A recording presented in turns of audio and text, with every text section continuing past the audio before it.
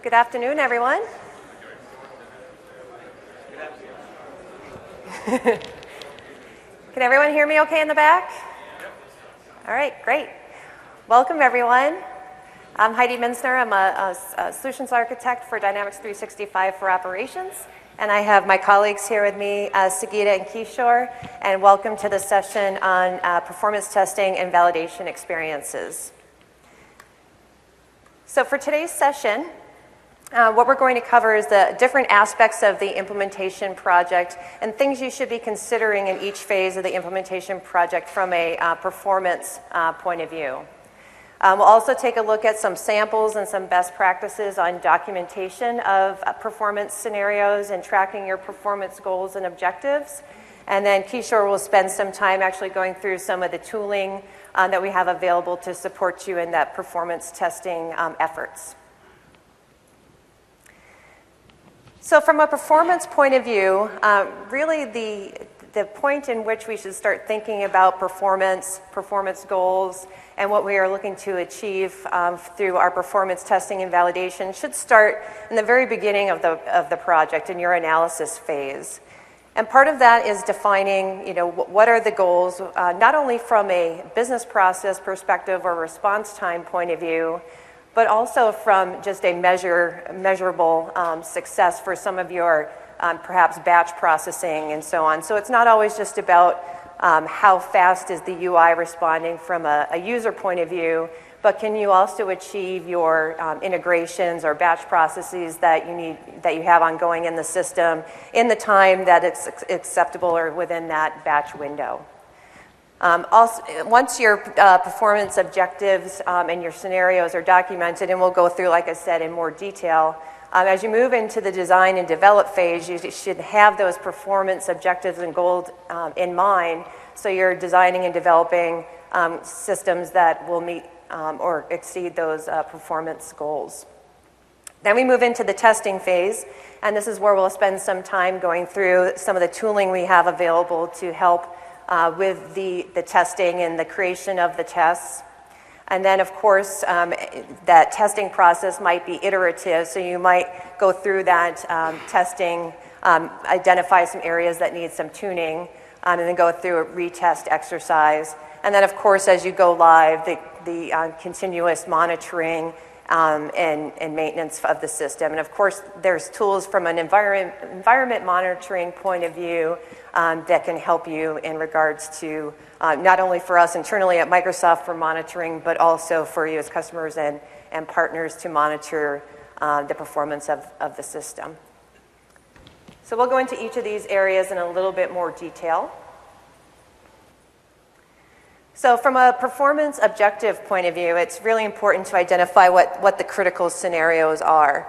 So this is obviously going to be based on the type of organization, the industry, what are those critical processes that we need to ensure we're seeing the system response that we would expect so that business is not impeded by the process. And defining the goals around those critical scenarios as well. And like I previously mentioned, some of those are response time related. How reactive is it from a user entering, like a sales order, for instance, versus what are those processes that we just want to measure and track the timing so that we can ensure that we can complete those processes within the time window that we have available for those processes to complete.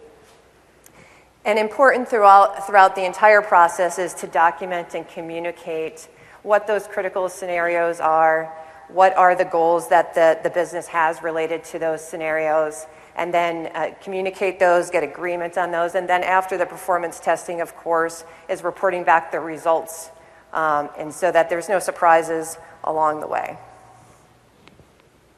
Dan?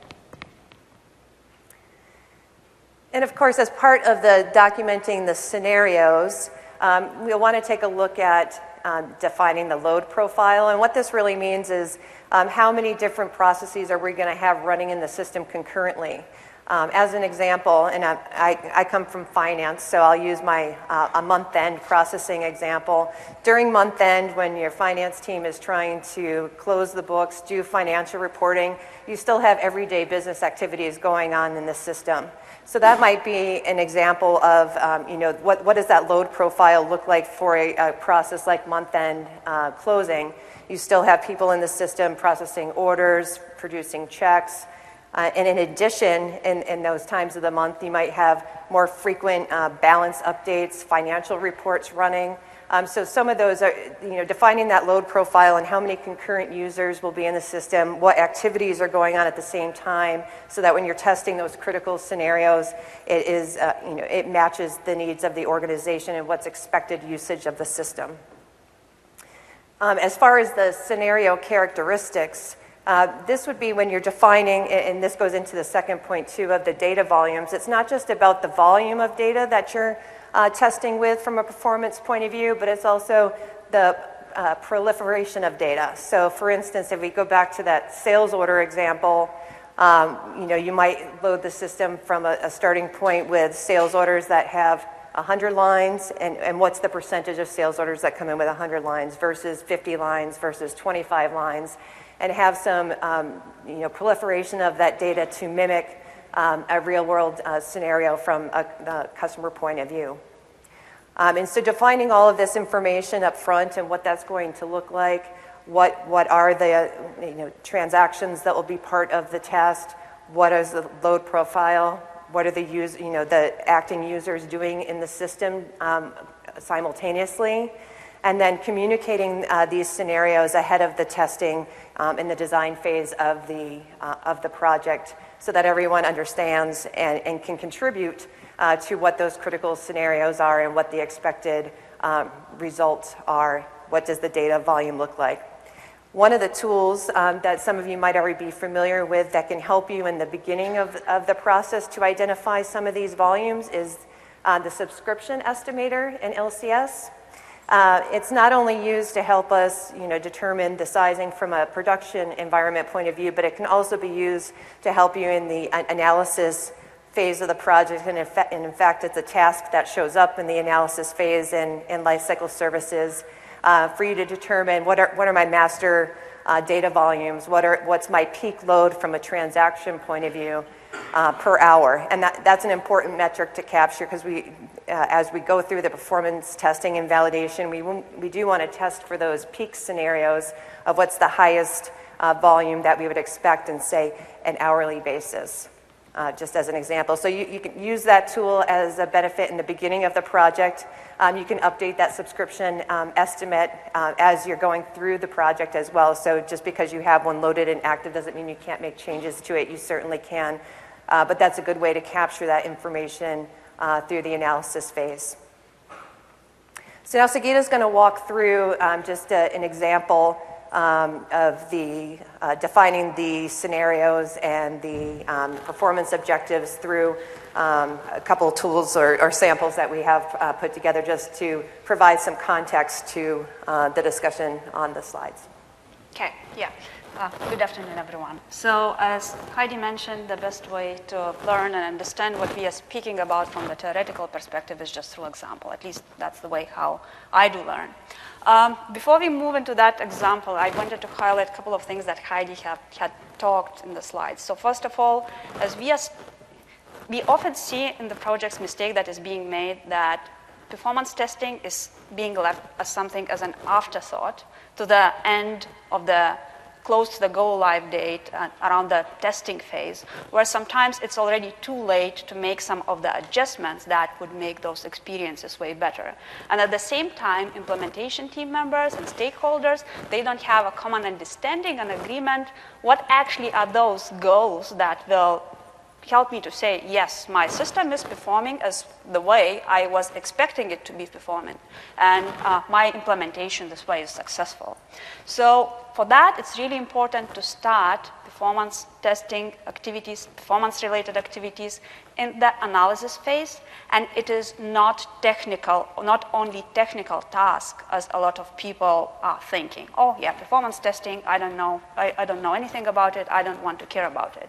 So really, functional people should be involved in the beginning of the project and should be defining those performance-related scenarios and together with business users, defining acceptable performance goals.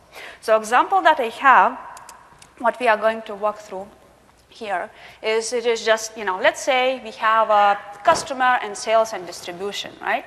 And you will see that different patterns and different sensitive activities that performance-wise in different industries that you need to account for. And working in an industry and doing a couple of customers, you definitely know what things you need to consider if you are working, let's say, as manufacturing customer, the service industry customer, the sales and distribution, retail. So definitely there are different aspects to that. So let's take as an example just sales and distribution customer. So let's say in the beginning of implementation, somewhere where I already know and understand the scope of the project, what we are going to implement, but obviously before we even start any design activities, I need to sit down with the key members of the implementation team, the key owners of the business processes, and discuss what are those critical scenarios that we need to include into our performance testing. What are the things that we need to have as a part of our performance testing? So with sales and distribution, there are very, very straightforward examples. So let's say what's important in sales and distributions? Definitely sales orders, sales documents, right? So during the day, there likely will be a lot of sales representatives who are in the system and they are keying in the data either manually or the data is flowing from some external systems. That also adds to the volume. And if we delay creation of the sales order while customer is on the line, that means likely lost money because that customer either will drop off or will not come and will not buy from me another time. So definitely those are sensitive places where we want to make sure that our performance is acceptable from the perspective that it is comfortable for the end user, it is allowing to achieve the business goal, and it is allowing to complete the task on time. So as I said, peak hour data entry, like sales orders or sales quotations, sales agreements, that would be one example, a group of important scenarios for that customer. Another example of scenarios would be shipment, okay? So we have made the sale, we have created the sales order. The goods afterwards need to leave the warehouse. How those goods are leaving the warehouse? Let's say the trucks that are coming and are taking those goods. And to take those goods, they need to have packing slips printed. So again, example from the customer day of life. So let's say trucks are coming in waves, and they are coming, let's say, 3 times in a day. And for each of those waves, there are X number of trucks that typically comes in, and they need to be dispatched in 15 minutes. So that's, again, very sensible and very clear performance goals that we need to make sure that we can print all the packing slips for that volume of trucks that are coming in one wave in 15 minutes. That's another good example. Definitely examples like, let's say, replenishment, okay? So let's say people who are planning the purchasing of inventory, doing MRP, they are coming in, and so question is how that process is happening and how customer expects that process to happen, right? There might be that in some companies it is just being done, on the nightly basis, and that's automated process. In other companies, there are a number of people who are coming in at the beginning of the day. Oops. Okay, that's a train. Sorry about that. So yeah, the number of people coming in the beginning of the day, and they are running that MRP process, and they're planning their replenishment. So again, you need to account to that, and you need to account to that in the mix of those sales orders that also cannot be delayed, and everything is happening in the same system. Integration with external systems. Let's say you need to provide your customer the pricing lists every month, right? So to provide the pricing, you need also to calculate the prices. And sometimes those calculations can get really crazy, complicated and expensive to run. So again, so that is not probably the day day procedure. That sounds like a periodic procedure that you are doing. But again, you are expecting a volume, or you are expecting highly consuming process that is going to be run, and you need to account and you need to plan for the period of time when that process would be running, and you need to measure if you have enough of the time window to run that process during your day in the life. So, as I already have started talking about that, when we are talking about those different scenarios that we consider, let's say we sit with our business users, we list those scenarios that are important, and as discussed, that would be either time-sensitive scenarios, where we really need to get into the, get the data, get good response time, and or either it could be, let's say, batch run scenarios, where we just need to ensure that the volume that we are expecting, we can handle it, and we have enough of the time window in the end of the day to handle everything as we need. So once we get the list of scenarios, we get the goals, and in a couple of minutes I will show you a specific example how you could track that. You would have to group those scenarios into two buckets. So one bucket would be the processes that you would expect to run during your peak hour.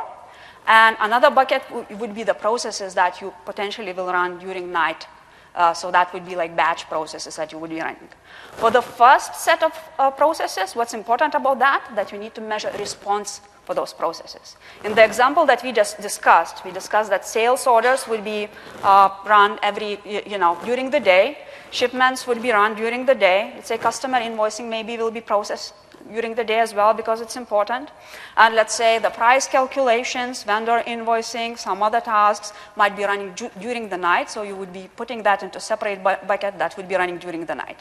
So separate that out. What does it mean? For the first set of scenarios, you will need to make sure after you develop each individual scenario, you will need to make sure and you will need to plan the phase where you run those scenarios simultaneously to simulate the load and understand how system behaves with that load. In the other set of scenarios, you would measure the goal. So it would mean that you can run those processes individually. You just would need to measure how long does it take to process the volume that you are expecting as per scenario. And afterwards, you will need to calculate based on the windows that you have where you can run those periodic processes, if you have enough time for that or not, or if you need to go to do some optimizations. So that would be from the very, very high level. So with that, I will just go and I will get and show you some simple examples. So definitely it is not, don't take it as, as a written in blood template that everybody has to use exactly that way. I'm sure that, people in projects do have the way how they document the things. Important part is to document it in the, as I said, in the beginning of the implementation project, and to make sure that all the responsible parties are aware of those scenarios that are critical from the performance perspective, and are aware of the goals that needs to be matched for those scenarios. So I have a simple Excel table here as an example, and I will just go through a couple of lines how we could document those scenarios. And you will, definitely you will have your own, and you will have your own templates how you do it. The good idea is to have that working spreadsheet, work on it, get help from your business users to fill in and agree, of the right set of scenarios, and put and document it as a part of your functional requirements document to make sure that everybody is following, understand what those scenarios are, and are developing and testing to meet those goals. So in this Excel file, the table that I have and what I'm tracking which scenarios that from the listed ones are at part of the day peak hour. Remember those two buckets that I've been talking about, where we have things that we run during day time and things that we can just test individually and just measure the goal instead of response time. And I have obviously scenario name. I need to have description of the scenario just for people to understand, because some descriptions might be vague. So I'm just describing what that scenario would be if I have some additional information. I need to have a time frame for scenario. So it means I need to understand when that scenario is supposed to run. And I need to have also expected data volume for that scenario. And I need to have performance goal. And the last thing that I need to have, and we will talk about that in the end, I need to have a list of task recordings that I'm going to produce to document that scenario that I'm talking about. So let's say, very simple example in the beginning, users logging in. In a typical implementation, you probably even wouldn't be testing that, right? Because we get that information to let's say, to product team, and DSC team does know you're looking at subscription estimator, what's the set of your users, they provide you the hardware that you will be logging in, but still there might be the situations where you have a large volume of number of users that are logging into the system. And those users, let's say you know that they are going to log in a very, very short time window. Let's say you have thousands of users that are going to be logging in half an hour. You still might be curious, and you might want to know and make sure that all of those users are able to get into the system into that period of time. So let's say I can have like scenario description that I say, I expect that there will be 1,000 of users that, will be logging into the system over the 30 minutes of time, and because they are just coming to work and everybody just opens the system at the same time, and they will be opening multiple browser windows because they are working with different forms and will be doing things in there. So that would be the example of scenario that I would have. So the time frame for that would be obviously that it is 30 minutes, and it is typically what we expect between 7 and 7:30 a.m., which is sometimes a good information to know, especially if we are planning the window when the batch processes are finishing. And for data volume, again, it's pretty obvious here that it is 1,000 users, and each user opens 4 browser tabs in parallel. This is, again, kind of descriptive. For performance goal, as we obviously want them to be successful with logging in, we want to make sure that they don't need to hang and wait for a long time. Let's say the performance goal that in 5 seconds, each of those users is able to log in. So that's just one example. Another example would be that peak hour sales order entry. So again, let's say in sales and distributions, it is a big thing. There is a large number of users who are, creating those sales orders, let's say manually, and they're taking them over the phone or with any different means. And there are also other ways how those sales orders are getting into the system. Let's say they are being imported from some, integrations, flowing in from some web app where, customer can place their own order and they are getting imported and so on. So let's say the high-level description that there are different types of the sales orders that we need to be able to enter and run.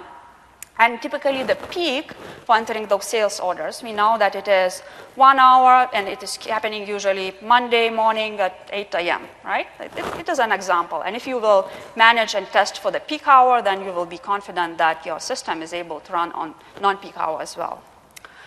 Okay, for the data volume, it gets a little bit complicated here, and we want to get as much preciseness in the data volume as we can, and we want to understand a little bit better the data composition.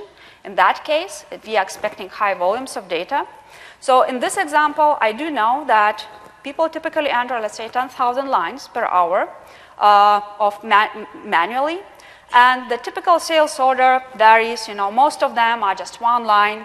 There's, like a little bit of them that are up to 10 lines, and that like 10% that might get to the large number of lines, right? So I could get that composition. Okay, people sometimes ask me, okay, how the heck I can know that? I don't know. I'm talking to my customer. They're not going to give me good numbers for that.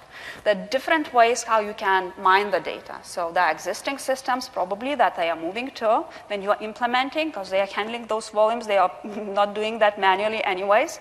So existing systems, you can get the data from there.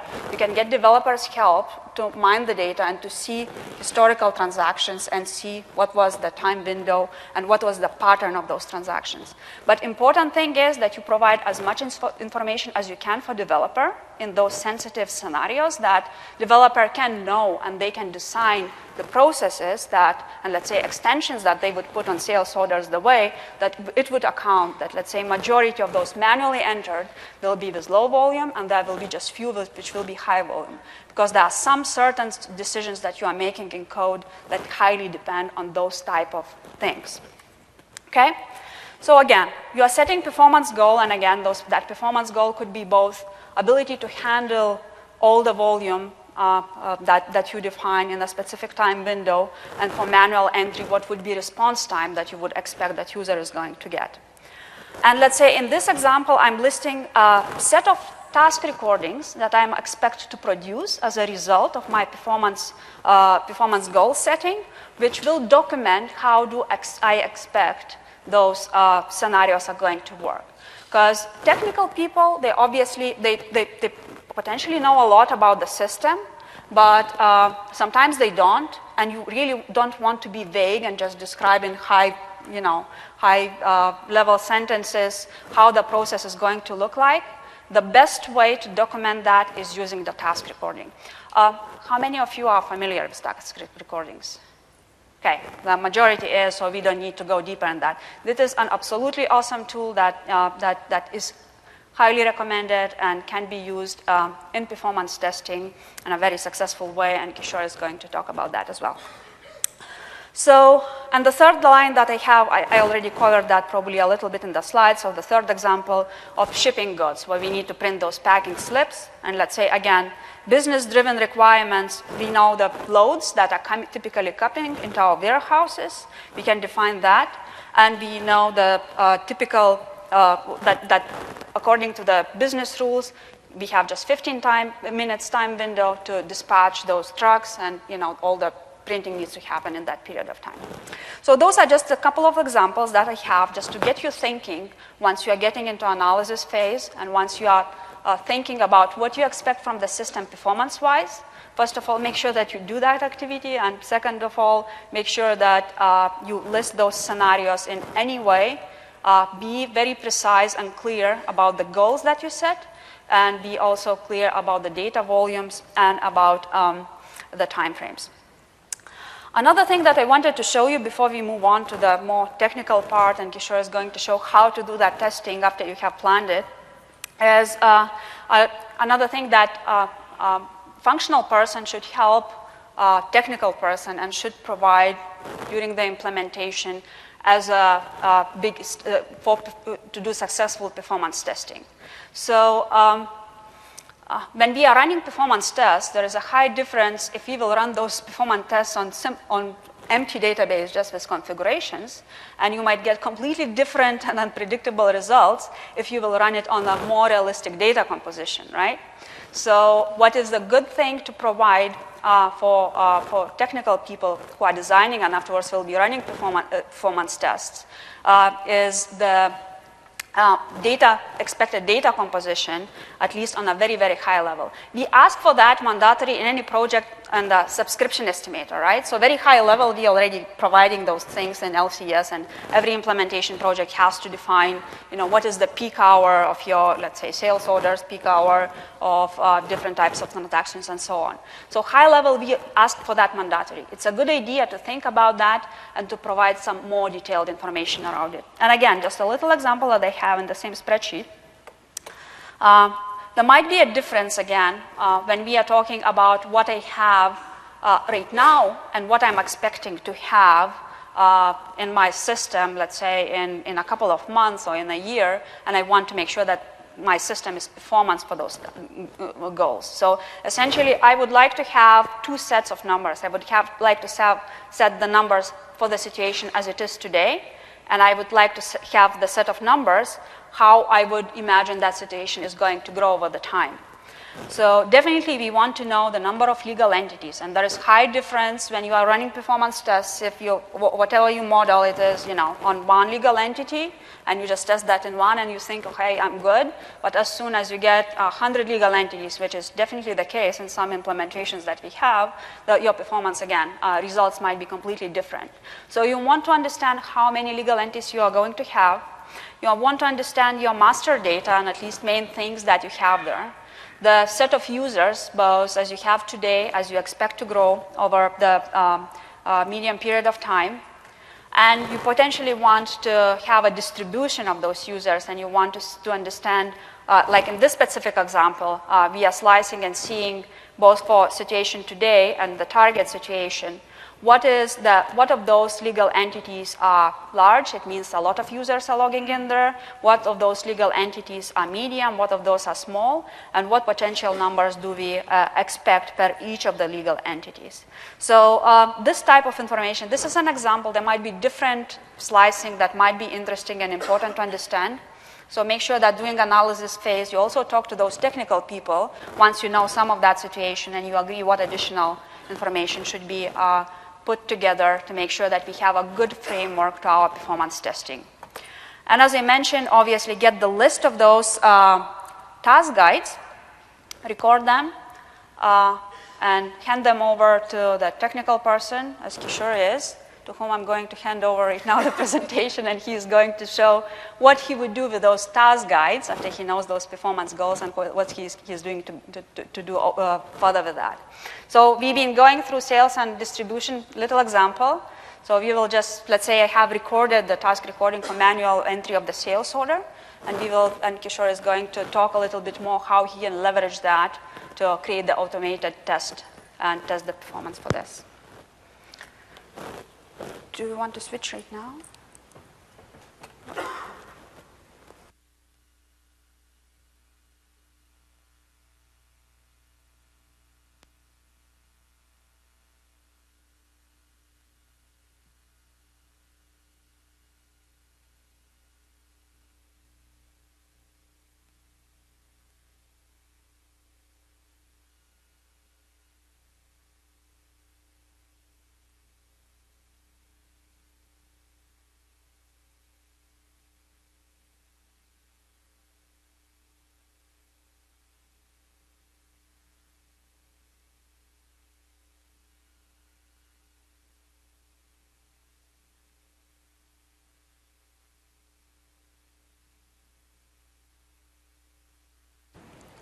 So now that you have all the data related to your functional key scenarios and the data characteristics, it's before even you start the development, it is good to have all these things documented and communicated with your developer. And the development team should also have access to the realistic data compositions that will help them test in the way you expect the end users to use the system. So this gives us a benefit that we are not going to have any surprises when we are at the final stages, want to test for performance, and that's when you will think about, okay, let me create a data composition that is more realistic. But by then it might be too late to fix any underlying problems if they are big. So during the development, it's always a good idea to have this goals set for every scenario and every at least the key scenarios, because that helps the developers to consider that as a requirement instead of that being handled as an afterthought during performance test. So the way we expect, or at least the way we do it internally within Microsoft, is using trace parser. And since it's going to be a single box setup for all the devs, going through the task recording or just playing that functionality again and again during the development phase to see if the trend is positive and we are meeting the goals, at least on a single box. If there's any problem, they can identify the call stacks and identify the SQLs that need to be tuned. Sometimes it can also help us identify the settings or configuration that can help us save some cost. For example, if you're taking an example of retail statements posting.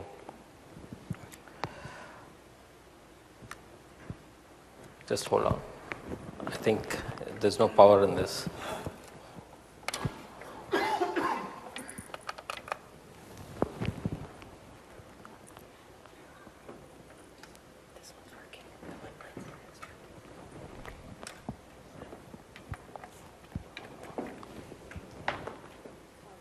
No.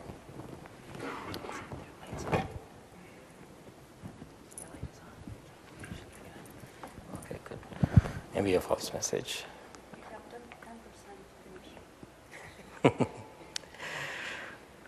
Okay.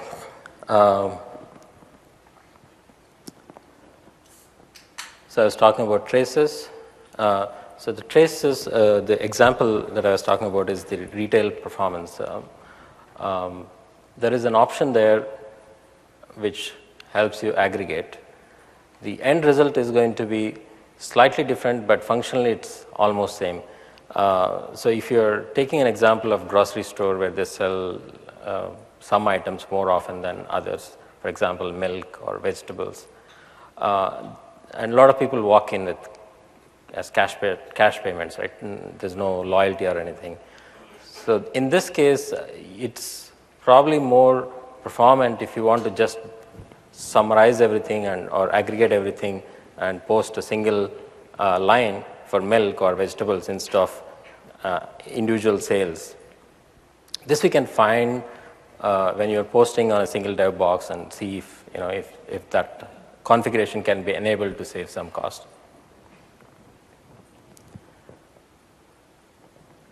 Other tools that we could use there is the performance timer. That I will show all of these tools a little bit down the line.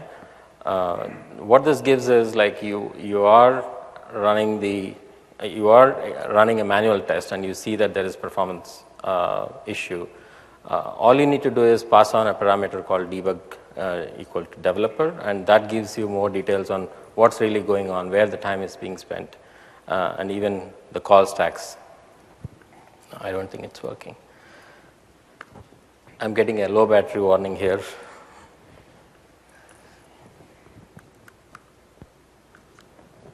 Let me turn this. Okay, much better.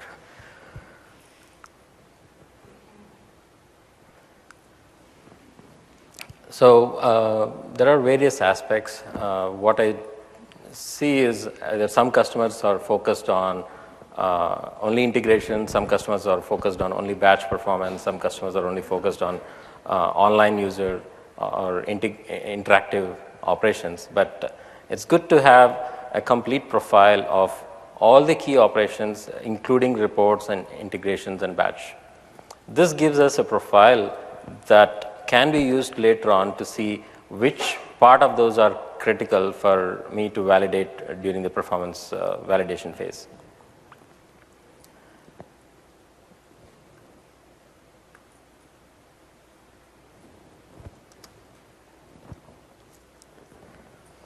So we are at a stage where the development is done, assuming that the developers have taken care of handling the performance goals as a feature or functional requirement or non-functional requirement and address it. During the testing phase, you can reuse a lot of those components or the task guides, for example, that you have to convert them into a day in the life a scenario where multiple scenarios run together and make a particular activity or represent a particular activity within a critical or peak hour of the business. So it's a good idea to think about how all of this will come together in the test. There are some challenges. For example, if you are working on some complex scenarios where the data is being passed between different divisions or different users, it gets quite tricky because you are just creating a record using a virtual user or using a test, and you want to pass the same record to another test which is running on the same environment, but how do we transfer this record to them? How do we say that, okay, this document is at this phase, you want to take it to the next level? There are some ideas how you can address those, but you have to think about this in the beginning, because these things could mean that you may want to add in like simple code in your system, like whenever you're creating a sales order, you may want to add that sales order ID that you want to pass on to the next user to continue the processing. Or you can have like a simple interface, OData or anything that can give me the next ID, next document that I have to process.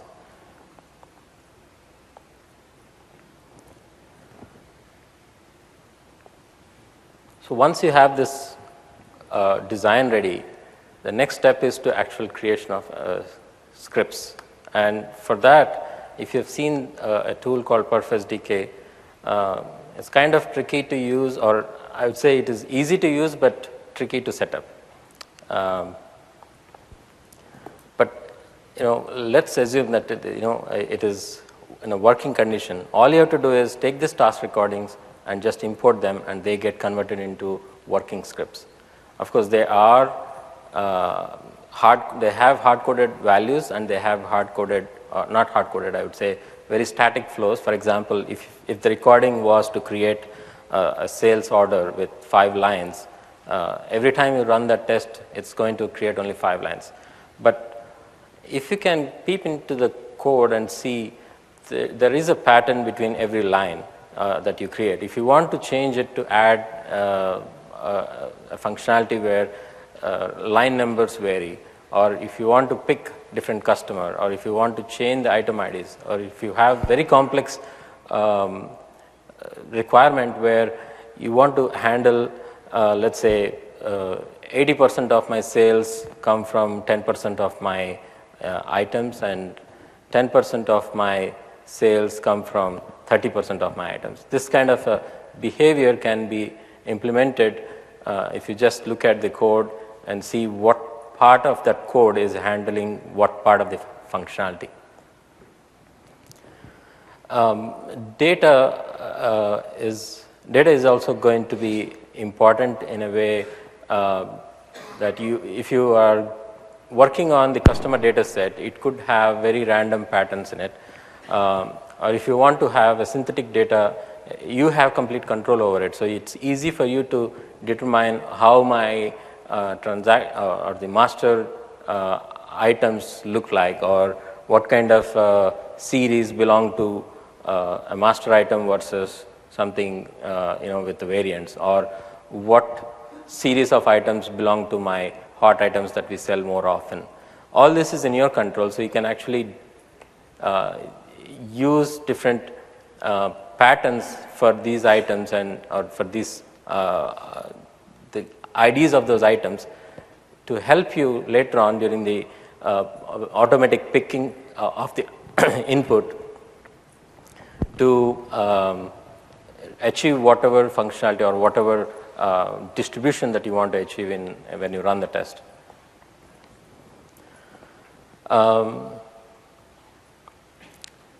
Other things that you want to consider when you are looking at the scenario is how many documents are created in an hour by a user.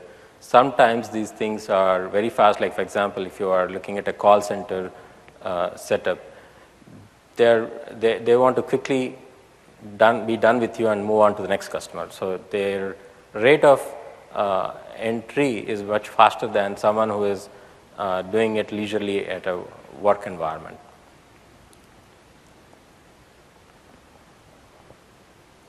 Other things I can think of are like if your end users are at remote locations with a very limited internet connectivity, you want to see how much bandwidth do they have, what kind of latencies from the client, from the browser to the server.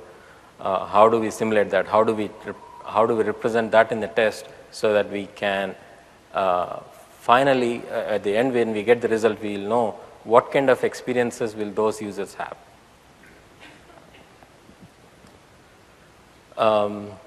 So once you have all of this ready, the next step is to deploy your scripts, your application, so that you can run a performance simulation test.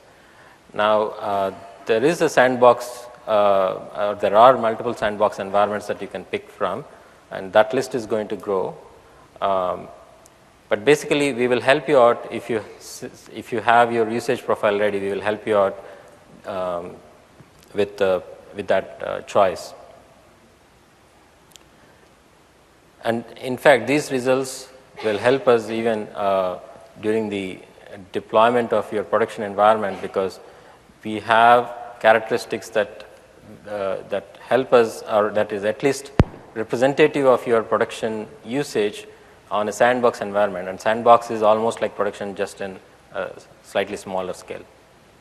So using these results, we can actually determine what kind of experiences will you have, how to make it better, if there's any problem. Sometimes if there are issues, we can have conversation to understand what really is causing that problem, if it is on the service side or if it is on the app side. So when you are executing the tests, I always start slowly, step by step. I increase the complexity. I start with one scenario, start with one user, gradually increase by tuning all the low-hanging fruits, and then add more and more scenarios and go up. That way, we are not, if there is any problem, it becomes more difficult for us to track back and see what exactly could be causing that problem. This, in my experience, has been the best or the shortest route to finding all the issues. Tuning, there are certain options. If the developers were aware of the non-functional requirements, you will spend less time here. But if it is an afterthought, this can result in a lot of rework, and that can derail your project schedule. So that's the reason why we stress that even when there is no need for performance test, or you should not just decide that, you should just note down the profile, you should just fill in the usage profile and see what could potentially become a risk.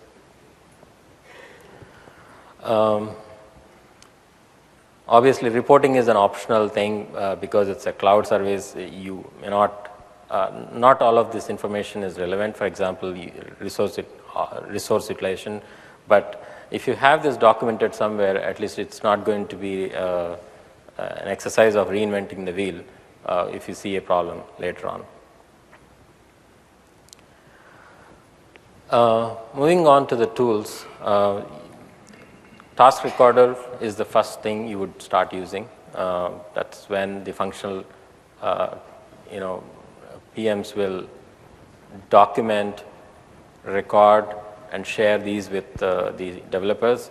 This saves a lot of time in the development cycle because each developer, they're not really functional savvy, so it's easier for them if they have data, if they have a task guide. These two will help them run the tests again and again without having to worry about remembering the functionalities, changing creating a data configuration to represent the customer situation. There are a couple of tools for that. Data entities is what I would recommend to start with for all your master data entities. It's much easier if you want to change something in the future, because sometimes the projects can be so huge, especially where you have the need for performance testing. Things change, and if you want to handle these changes, you have data entity files that can be easily changed and uploaded again to the system, which gives you a new up-to-date configuration for developers to revalidate.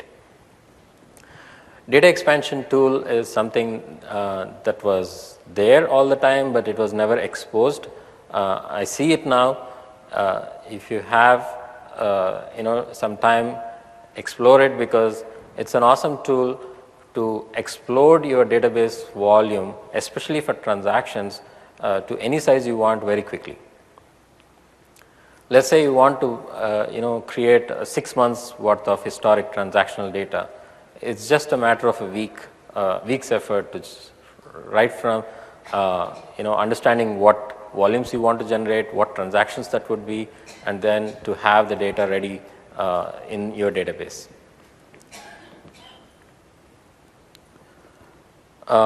Trace parser, again, most of you are familiar with it. It gives you call stacks, it gives you the call tree, it gives you it highlights expensive operations. Pretty easy during the development phase, and also if you see any problems during your performance test, you could collect smaller traces, because the sessions are collected on the server. So you like it or not, it's not just your session on the server, and you will get all those sessions, especially if it is a multi-user activity. So the size can get pretty big very soon. So it's easier if you have smaller but multiple traces. That makes it easier for you when you import and analyze it. Query store. This is something in the SQL which I think it was introduced a couple of years ago. It gives you all the expensive queries and what plans were used. There are multiple views and you can slice and dice the data there, and it's pretty easy to track certain queries that you think can become problematic. So I'm not going to go in through all the tools when I'm demoing, but at least I'm providing the references at the end. If you are after you go back, you can go through them and see them look at them for yourself. Visual Studio load testing is the main load generator that we use. This is where we have the code generator too, which converts your task recording into a test that can later be modified to address all your scenario needs. And finally, LCS monitoring. If you are doing this on the sandbox environment, you may not get the health metrics because health is maintained only for the production environments, but diagnostics is available there. If you can see what's happening right now, you can see what's consuming more time. You can look at all those analysis. You can even see expensive queries and where they are coming from right from this. You don't need to collect a trace. You can even look at the monitoring diagnostics, dashboard for that. So with that, I'm going to jump into showing few of those tools.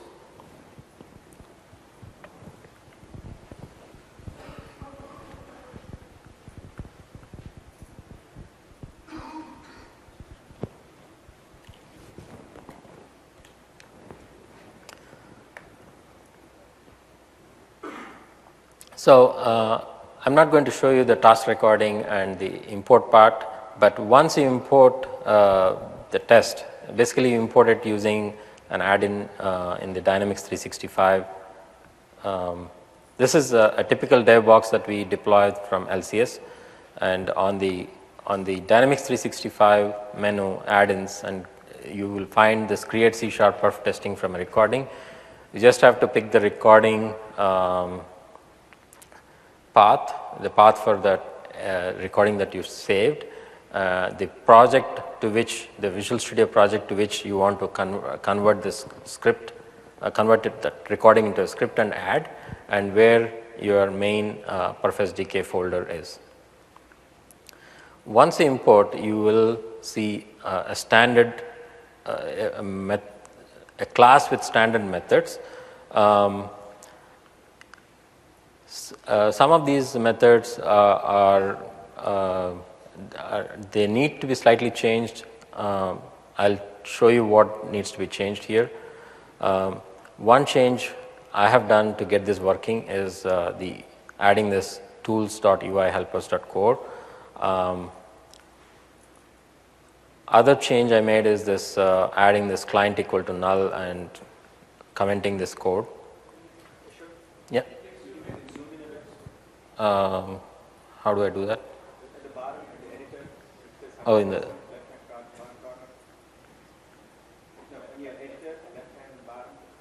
Oh, here. Any better?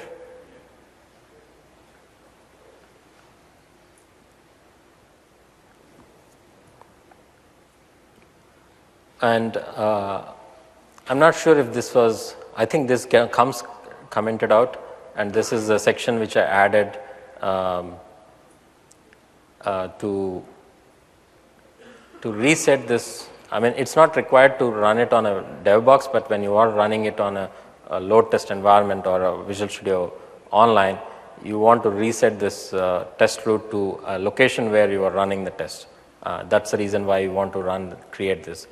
In the future releases, maybe this gets automatically added because there is no harm in having these settings there, having this piece of code there. We will try and make this change as soon as possible. Pretty much that is all I made, the changes I made.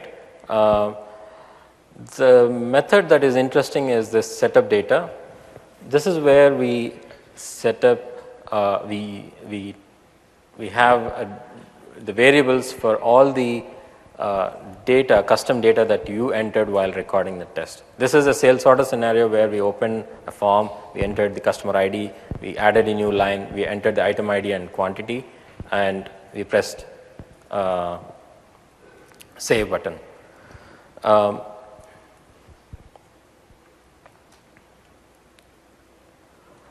This is the actual test, and if you see here,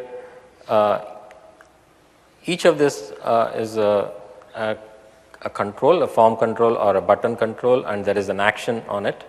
And there are certain, wherever there is a field that you want to set value, you will see a statement like this where in this case we are setting customer account value to a cust account field on the form.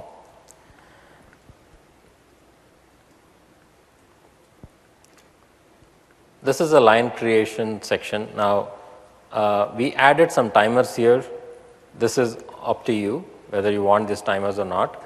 What happens when you add timers is it's going to collect, it's going to start a timer and stop a timer between begin and end, and report that in your report, in your final summary page once the test is complete.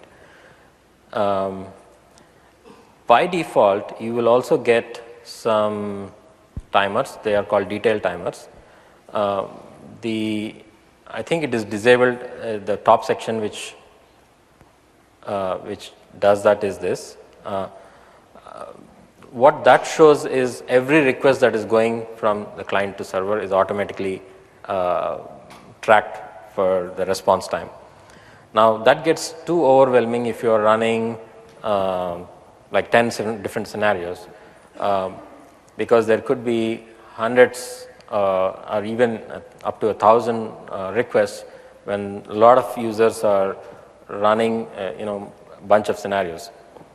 Now, if you want, you can enable it for your individual testing, because individual scenario testing, because it gives you some information on which requests exactly are slow. In this case, it's bundling bunch of request time just to give more meaningful number to a functional, or mapping to a functional operation on the UI.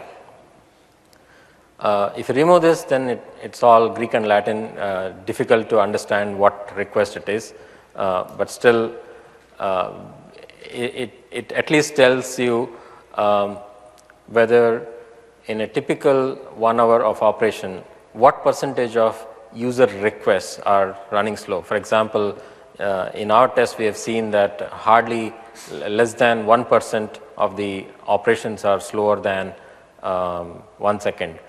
Rest of them are almost like 0.2 seconds. Yeah. Right. Okay. So when you run this, do you have to manually add the latency to mimic an actual user action? Because if you run this in an automated setting, it probably will zoom through the test case. Right. Not quite like a human interface. Right? Yeah. Like a human action. So did you have to add those latency periods manually, or does the tool take care of that? So the question is, this is an automated generated code. Obviously, it's going to run without any pause, but the users don't do that. Users are slow.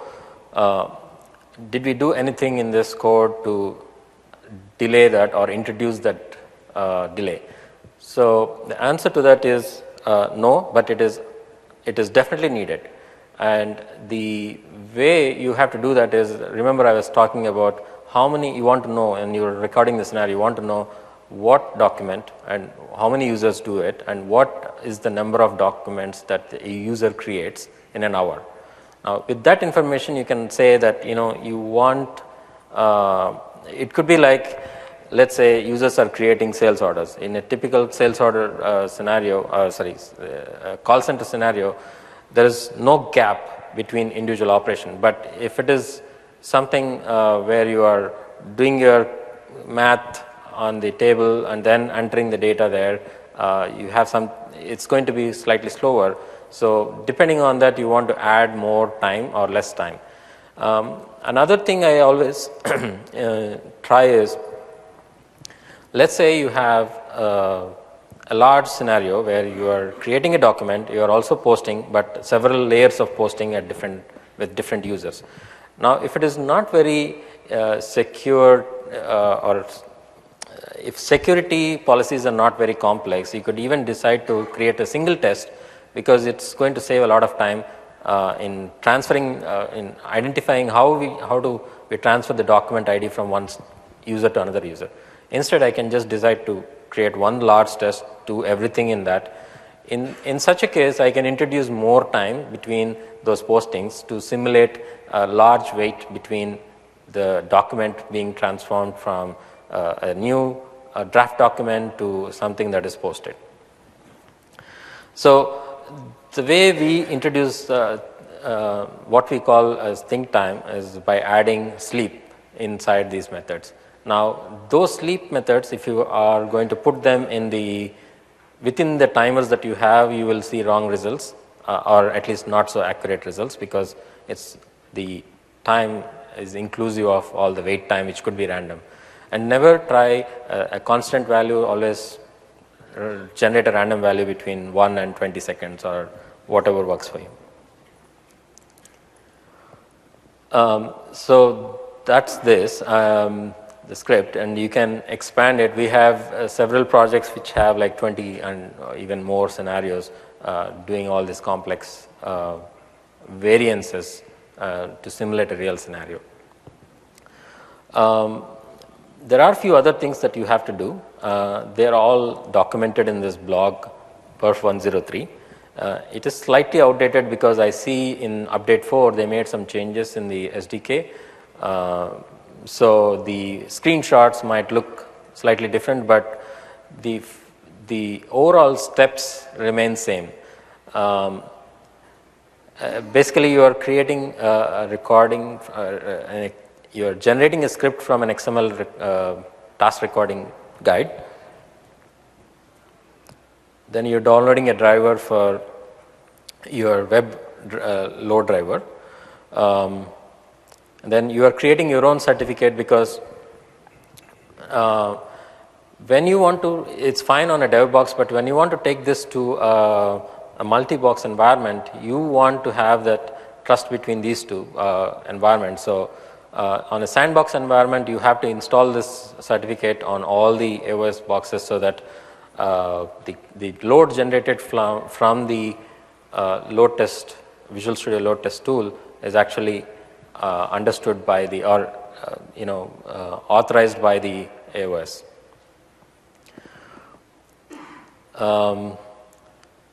You will enter the URL of your client, and you will mention the user ID, which is the admin user ID. And if you're running a multi-user test, you will also tell what kind of test users you have in your system. Now, you don't need to have the test users in your AD, but you just have to have this test users in your AX system. Now, there is a tool that comes along with it. It's called ms.dynamics.create users. Once all this is configured, you should be able to run that tool to create how many ever users you want in AX system.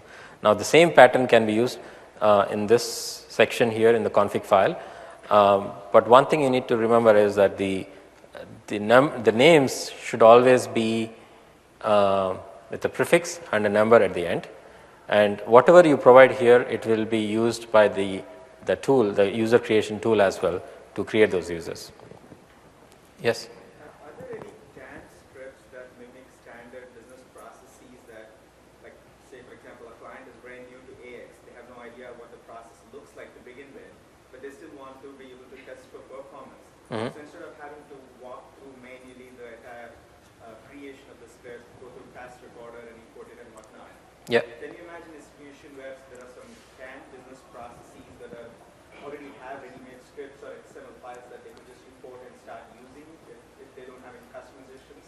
Yeah. So question is, do we have any canned scenarios for performance testing right out of the box? I'd say the answer is yes. Once you download the performance, the dev box, you should be able to see this perf SDK folder in the service volume, and under that the perf SDK local directory, which has a few of the scenarios, projects which we internally use to test. But these were from update 3. I'm not sure if they work on update 4, but they can be easily tuned or fixed up to run on update 4. So to add to Kishore's point, we do have standard task guides. Don't forget about that as well. So in LCS project, in business process library, we do already have recorded task guides. So we can look at the business process. We can record, not every business process has task guide associated, but a lot of them have. So we can just grab that task guide and use this as a starting point as well. Is that directly translated to like a script as shown like in the demo? You would have, so it will be just a task guide, task recording file that you would have to import, as Kishore was showing. And you would, yes, yes, exactly. But you don't need to create it on your own if you don't want it for the very beginning. But still, I would probably highly recommend, to create it as you go along the way on the configuration and the specific environment that customer is going to use. Yeah. That small code modification you used, Uh-huh. is other than the representation. I'll try to put that on the presentation, so when you download it, yeah. Yeah.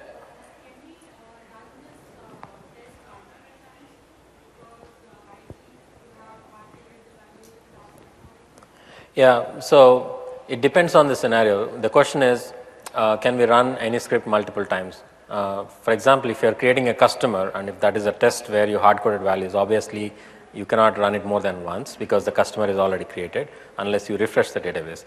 But there are things that you could do in such cases. Obviously, that customer creation is a bad example, but if you think of an example where you're doing item arrival, you need to have a purchase order in a state where item arrival can pick up and process it. Now, once you do that, you cannot use it again. So it's a good idea to have like a set of documents that are assigned to each user or something. You have to orchestrate it in your test so that you don't reuse them. There are multiple patterns that we can use, like sequential access, random access. When you say sequential access, you can say once you use it, you can't use it again. That's how you can handle scenarios like that. Yeah. Let's say my task recording, I get the prompt to update delivery date, and I hit OK. Mm-hmm. One, is that supported? And two, what if I don't get that prompt when I run the test? Will it wait for that prompt or move on with this one? So you can actually put conditions around this code, like if this form is visible, then do this, or if this control is available, do this, or if this control is not enabled, skip it, kind of things that you can write. I forgot to rephrase the question. The question is, if there are dialogues that come up and that if they vary when they run the test, how do you handle them?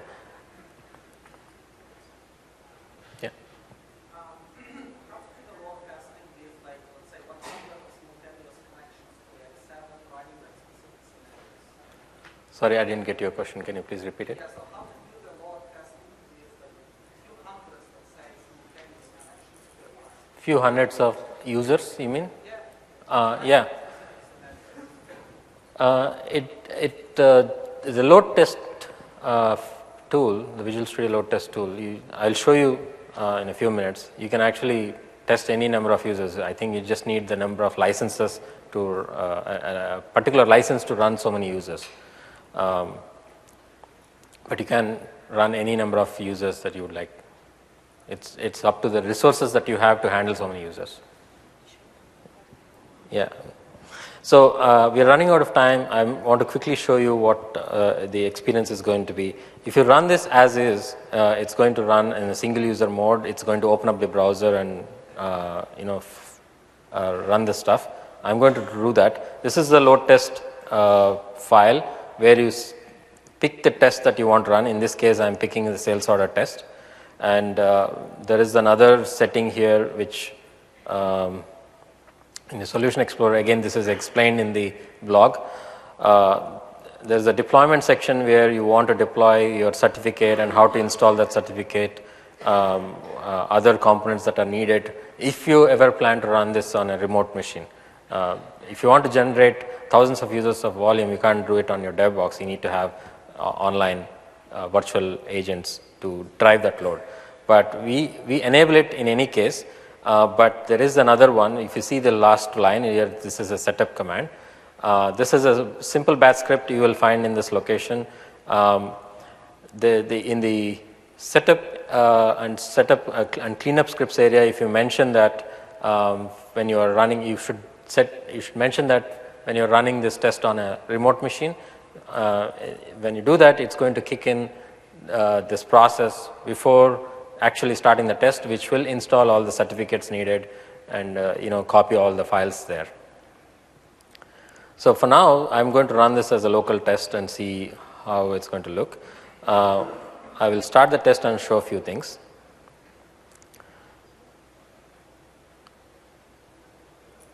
So here, I just mentioned that the number of users that I want to run with, and there are other parameters, other properties there which can control how many tests you want to run, or how long you want to run, and how many users you want to load. All this can be configured there on the load test file. And there is a blog, or not a blog, it's an MSDN article, I believe, that I have referenced in the presentation in the last slide. You can refer to that later on. So it's right now running with the interface on. This will help you at least validate if your test is running fine. You can run this few times. Sometimes when when you asked how to handle when a dialog comes up, or you can actually run this test to see what happens and why is it failing at times. And you can even do this with multiple users. Unfortunately, this failed. But anyway, you saw that come up and do the test, run the scenario. Now, in order to change this and run with the multi-users and on cloud, there are a few things you need to change. Again, this is explained there in the blog. One thing, you need to have this section here with multiple users, and you need to have these users in the AX instance that you want to run with. And here, there's you can control which browser you want to use. You can even change it to Chrome by enabling this default browser. But for it to work, you need to have the Chrome binary location here. And this is the dispatcher which is sending the request to the browser. Now, if I want to run large amount of users, loading browser is going to be expensive. So there is another dispatcher which does headless transactions, which means that you will not see the UI, but it is running HTTP requests exactly simulating the same way using the WebDriver that earlier I showed you. That's one change that you need to make. And then there is another change in the code.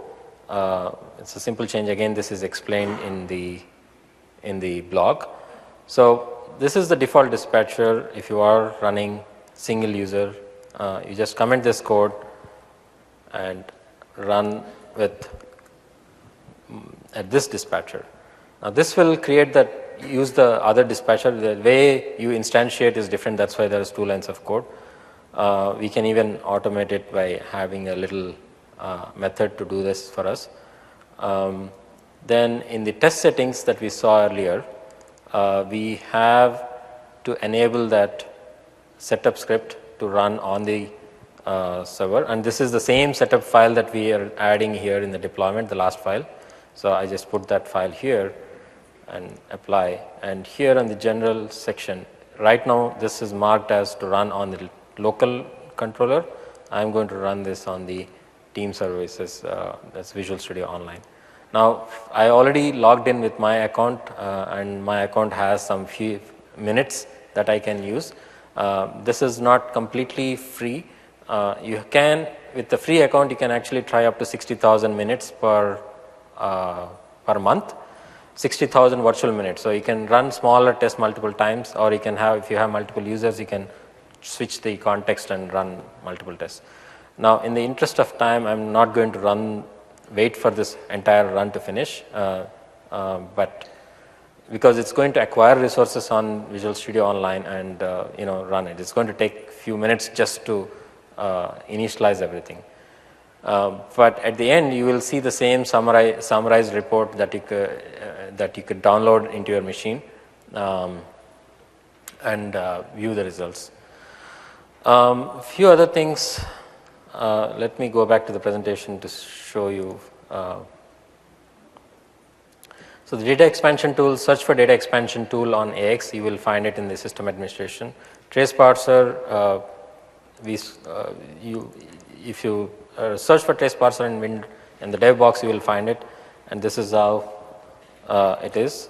You can actually look at the code, call stack, how many times it's called, what's the inclusive, exclusive time, and how much time was spent on the database. This is used for your performance fine-tuning. Performance timer, I'll quickly demo it. Let's say this is your browser window and you are experiencing performance issues.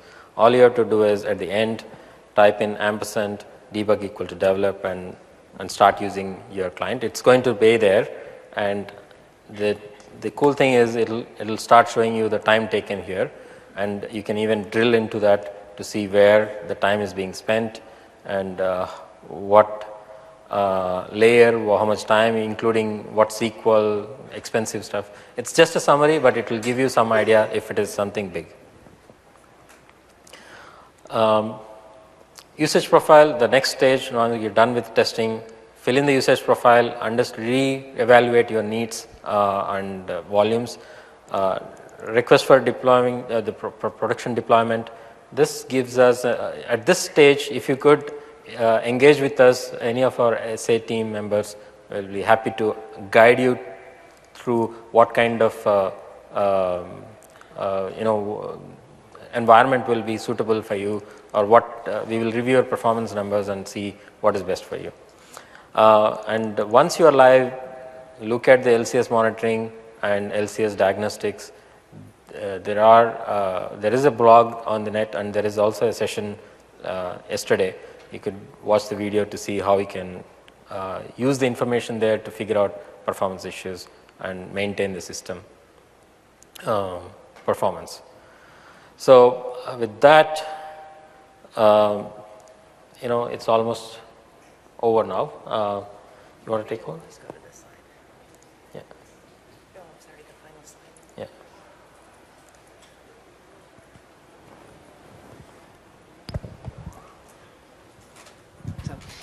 Anyways, thank you everyone for joining today. I see people filtering in for the next session. Hopefully you found this session valuable. There's a slide at the end of this deck that Kishore has outlined some of the additional resources that he talked about today on where you can find either wiki articles, access to additional blogs, the tool set itself. For any of you that are Dynamics 365 for operations customers or implementation partners working with those customers, you should also have access to a technical talk on performance testing and validation as well. So that is available afterwards, as well as this session is recorded for future reference. Thank you.